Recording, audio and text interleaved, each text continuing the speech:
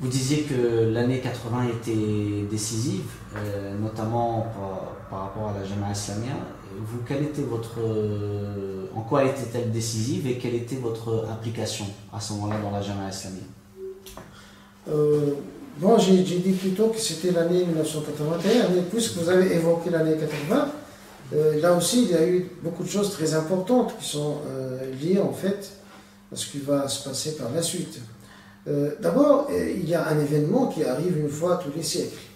C'est le jour du siècle. C'est-à-dire là on passe du 14e siècle de l'Hégire au 15e siècle.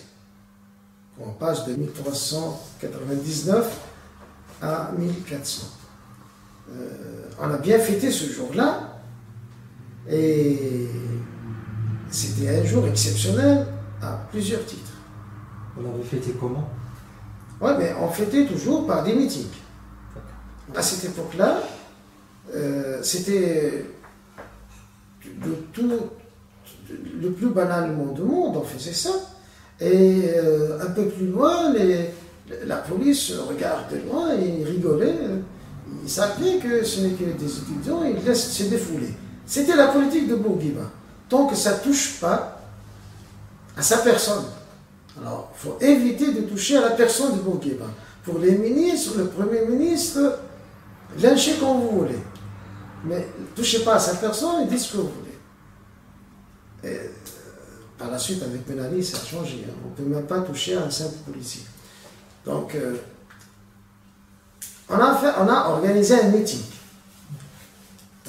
Puisque je faisais déjà partie du comité politique, c'est-à-dire qui rédige les tracts et les murales. Vu ma position plutôt intellectuelle, donc on ne trouve pas personne plus qualifié pour écrire. Donc j'étais l'une des deux personnes qui rédigeait, avec une troisième personne qui était un calligraphe, donc il doit écrire ça avec une belle écriture, sur une murale bien belle. On passait toute la nuit pour faire une murale. Et donc, on devait préparer le communiqué qui va être lu le jour du siècle. J'ai passé 2 jours à le préparer. Et j'ai fait de mon mieux pour faire un bon texte. Et dans lequel j'ai parlé de tous les mots à AUX, des musulmans, dans tout le monde. Et je me rappelle même d'avoir parlé de Birmanie, de Fatani, là où il y a des musulmans qui galèrent, j'ai parlé de ça. Donc je me rappelle bien, c'était un texte qui a été très bon, on l'a lu, tout le monde était d'accord, parce que c'est comme ça qu'on faisait, c'est-à-dire on propose le texte, et si tout le monde est d'accord, ou la majorité est d'accord, on le met sur le mur. Mais entre-temps, il y a le comité politique central, parce que notre comité politique, c'était pour la région. Il y a le comité politique central a envoyé son chef, c'est-à-dire le chef du comité politique, ou le président du comité politique en personne, il est venu. Et c'était un hasard, parce qu'il passait pour revenir chez lui, pas plus. Alors, il a vu notre travail, il a regardé, il a convoqué par la suite les 3 responsables des instituts ou des facultés, et je ne sais par quel subterfuge, il les a convaincus que ce texte qu'on a préparé, qu'on a voté, ne valait rien, et que par contre, lui, il avait un autre texte. Il leur a proposé, il ne pouvait pas dire non, et c'est pour moi, ça avait une importance cette scène, parce que ça m'a fait comprendre que une organisation comme ça ne peut pas aboutir. Lui, il a jugé que le texte est bon. Par la suite, le lendemain, on a lu le texte sans même me consulter. Donc j'ai appris par la suite qu'ils ont changé. Et du coup, j'ai retrouvé un texte intégralement copié, sans aucune, même une lettre n'a changé. Même le serment d'allégeance à Khomeini était là, dans le texte. Le même texte, ils l'ont piqué à une revue que je venais de lire, qui venait de l'Iran, qui faisait partie de cette invasion culturelle. La revue s'appelle Al-Shahid. et qui était animé par une haine, à cette époque-là, qui était au pouvoir. Par la suite, elle a été évincée du pouvoir, qui s'appelle l'Organisation de l'Action Islamique, et parrainée par quelqu'un qui s'appelle Mohamed Taqi Modarrissi. La première page, c'était toujours sa photo. Dans ce texte, un Tunisien qui signe de son nom, n'a même pas changé son nom, il a appelé tout le monde à prêter serment d'allégeance à Khomeini comme étant l'imam de la nation musulmane, de la communauté musulmane. Et j'étais abasourdi parce que c'était pas prévu, c'était pas du tout ça à quoi on pensait. C'est bien d'être positif devant le phénomène de la révolution iranienne, mais à ce point, perdre complètement conscience et être entraîné par je ne sais quoi de magie comme ça. Mais c'était trop tard. C'était trop tard. Par la suite, on s'est demandé qui rédige les textes. Bien sûr, la réponse qui venait, c'était moi, alors que je ne l'ai même pas lu et j'étais contre. Bon, j'ai même pas pu m'exprimer parce que personne ne venait me demander est-ce que c'est vous qui avez ce texte ou non. Ce sont les fausses évidences. Là.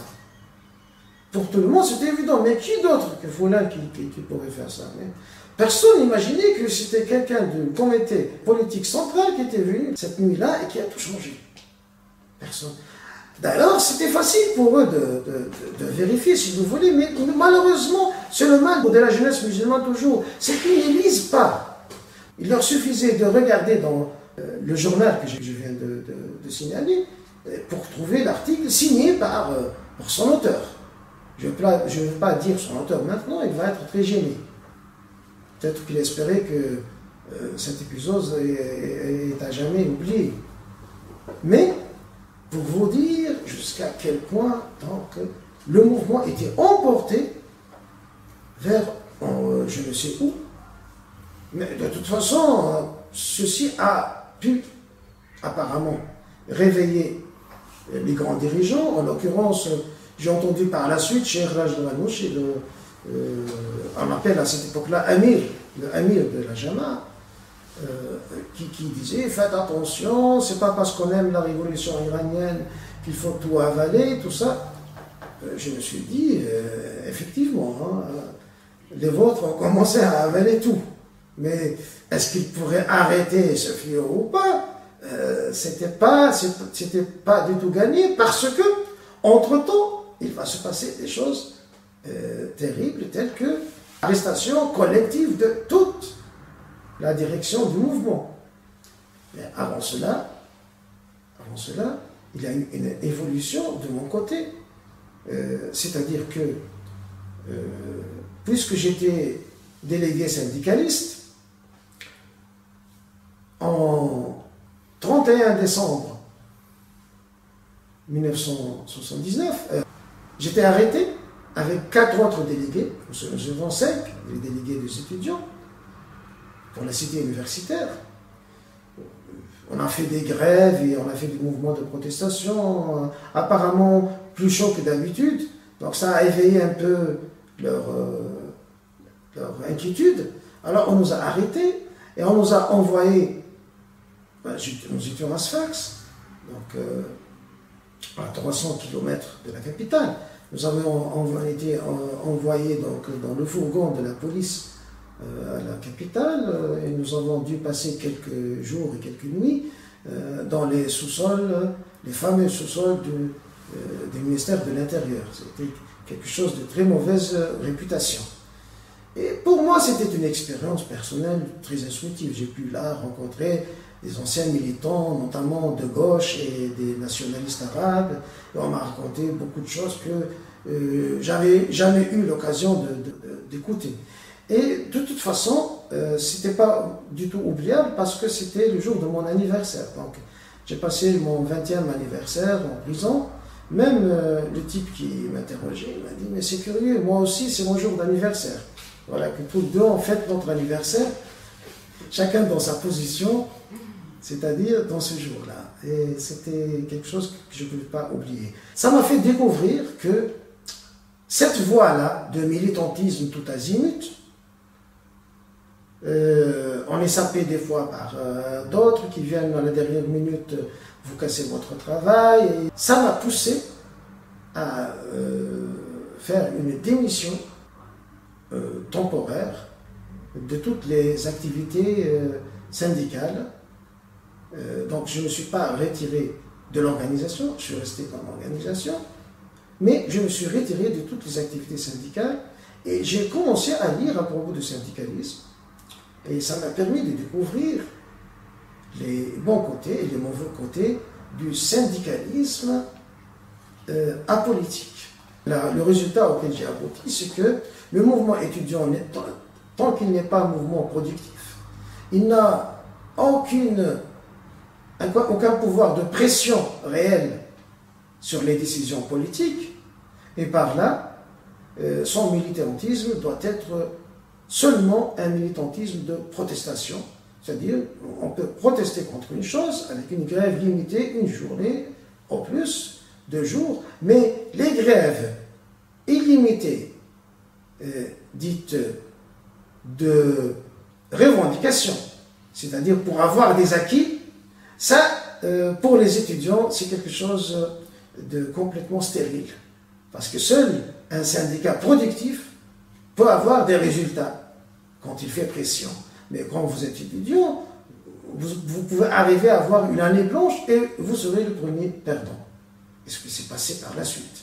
Donc pour moi c'était très instructif, ça m'a permis de gagner beaucoup de temps, parce que ce qui gaspillait le temps le plus en fait, c'est l'action syndicale, parce qu'on devait toujours circuler, déambuler, parler, et pas du tout faire des études et des recherches.